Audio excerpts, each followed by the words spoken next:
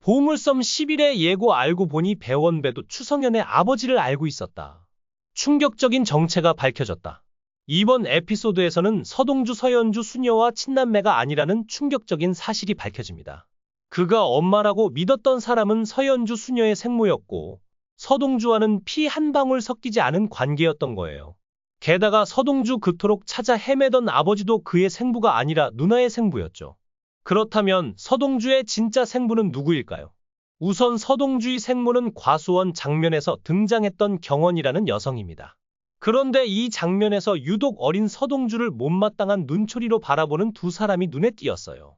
바로 차덕희 허일도였죠. 차덕희는 남편 여순호 성현을 안고 있는 모습을, 허일도는 그 자리에 존재하는 성현 자체를 불편해하는 듯했어요. 여기서 한 가지 추측해볼 수 있는 건 허일도가 성현을 보는 게 불편했던 이유가 바로 자신이 그의 아버지를 잃게 만든 장본인과 연결되어 있기 때문일지도 모른다는 겁니다. 반면 차덕희는 경원이라는 여자와 성현을 챙기는 남편 여순호를 몹시 못마땅해 했어요. 이들 사이에는 분명 하나의 연결고리가 존재합니다. 그 연결고리는 과거 안기부에서 염장선과 함께 일했던 관리자가 쥐고 있는 것 같아요. 한 가지 확실한 사실은 그날 여순호의 차에 타고 있던 세 사람의 정체가 명백히 드러났다는 점이에요. 운전석에는 여순호, 조수석에는 성현의 생모 경원, 그리고 뒷좌석에는 여자아이처럼 보이는 성현이 앉아 있었죠. 경원이 등장하기 전에는 그날 뒷좌석에 앉아있던 아이가 서현주 수녀나 여원남일 거라고 추측했었어요.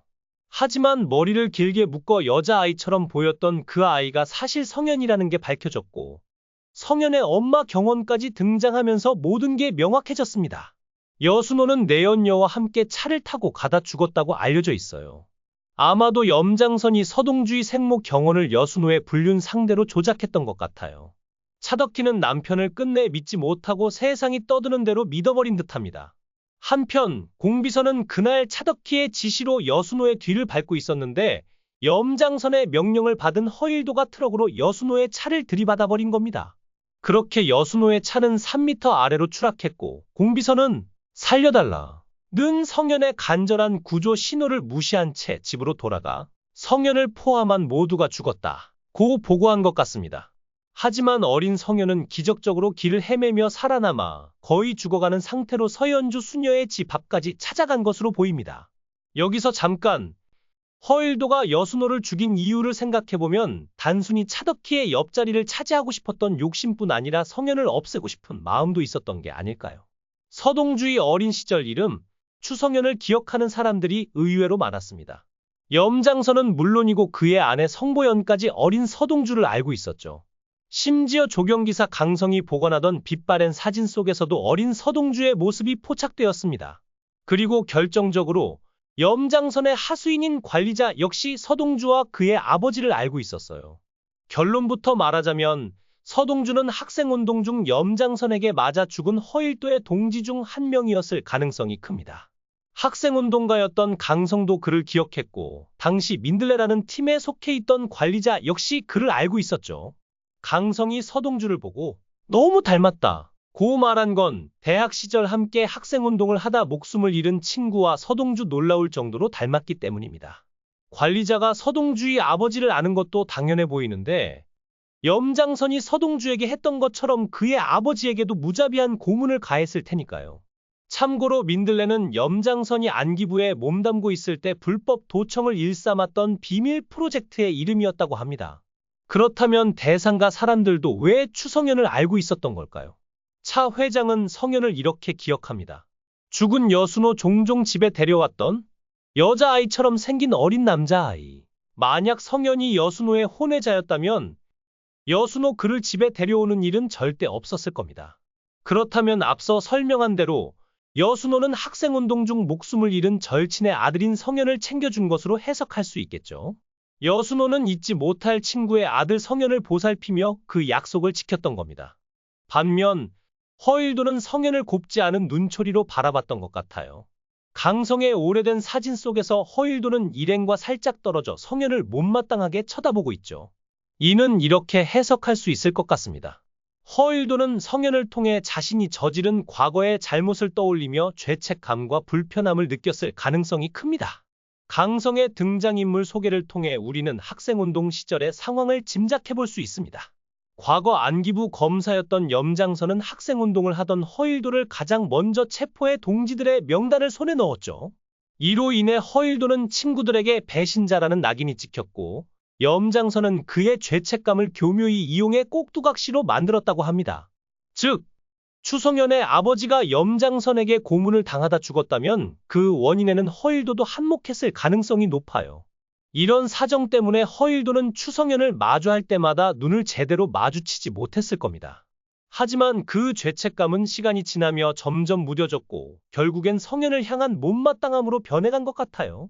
강성의 사진 속에서 성현을 바라보는 허일도의 눈빛에는 그런 복잡한 심경이 고스란히 담겨 있는 듯합니다. 그런데 여기서 가장 미스터리한 부분은 허일도와 성보연이 어린 성현을 알고 있었다는 점이에요. 성보연은 어릴 때 성현이가 한동안 우리 집에 있었다 고 말하는데, 염장선은 이 사실을 애써 부정하려는 모습을 보입니다. 또 하나 흥미로운 미스터리는 서동주 대상 그룹 배지를 손에 꼭 쥐고 있었다는 장면입니다. 개인적인 추측으로는 성현이 이 배지를 어린 은남이로부터 선물 받은 게 아닐까 싶어요. 여순호 종종 성현을 집에 데려왔다고 했으니 은남이와는 꽤 친한 사이였을 가능성이 높죠. 아마 여순호나 은남이에게서 이 배지를 선물 받았을지도 모릅니다. 사실 대상 그룹 배지라고 하면 추성현이 대산의 로열 패밀리와 연결되어 있다는 생각이 먼저 떠오르기 마련인데요. 하지만 출생의 비밀을 이 단서로 풀어내기에는 아직 근거가 너무 부족해 보입니다. 공비서가 차덕희의 생모이고 아이를 바꿔치기 했다는 뇌피셜도 흥미롭긴 하지만 이를 뒷받침할 만한 증거는 거의 없는 상황이에요. 이런 추측은 과거 공비서가 차덕희를 덕희라고 부르는 장면에서 시작되었는데, 이번 에피소드에서 공비서는 모두가 보는 앞에서 또다시 차덕희를 덕희라고 불렀습니다. 공비서가 대산 가문의 고용인이었더라도 차덕희가 갓난아기였을 때부터 집안을 돌보던 어른이었던 건 분명해요. 공비서가 덕희라고 부른 건 숨겨둔 딸이기 때문이 아니라 단순히 오랜 정에서 나온 애칭일 가능성이 높습니다. 한편 서동주의 시나몬 알레르기를 차 회장과 연결짓는 시도도 있었죠. 하지만 차 회장은 시나몬을 그냥 싫어하는 것일 뿐 알레르기가 아닐 가능성이 큽니다. 만약 차 회장에게도 알레르기가 있었다면 공비서가 알레르기라고 분명히 말했을 테죠. 그런데 공비서는 싫어하는 시나몬이 들어갔다 고만 했을 뿐이에요. 솔직히 이걸로 차 회장의 혈통이라고 단정 짓는 건 좀 무리가 있어 보이네요. 그럼 지금부터 이번 에피소드에 숨겨진 이야기를 본격적으로 파헤쳐 볼까요?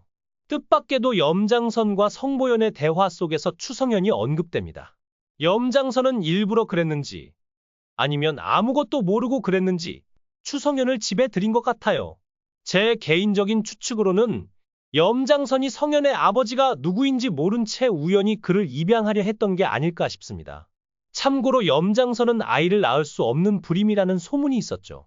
그래서 그의 아내 성보연이 아이를 입양하려 했던 것 같아요. 한편 피마담은 자신의 가게에서 일하던 웨이터에게 돈을 주고 서동주에게 서성현이라는 이름을 붙여줬다고 합니다. 그녀가 이렇게까지 한 이유는 분명 염장선과 연관이 있을 거예요. 염장선은 훗날 성현이 화근이 될까봐 제거하려 했는데 피마담이 이를 눈치채고 서동주로 둔갑시켜 보호한 게 아닐까 싶습니다. 시청해 주셔서 진심으로 감사합니다. 여러분의 관심과 응원이 저에게 큰 힘이 됩니다. 만약 이 이야기가 재미있었다면 좋아요와 구독을 눌러주세요. 여러분의 작은 클릭 하나가 더 많은 흥미진진한 콘텐츠를 만드는 데 큰 도움이 됩니다. 앞으로도 더욱 긴장감 넘치는 이야기로 찾아뵙겠습니다. 계속해서 많은 사랑과 관심 부탁드립니다. 감사합니다.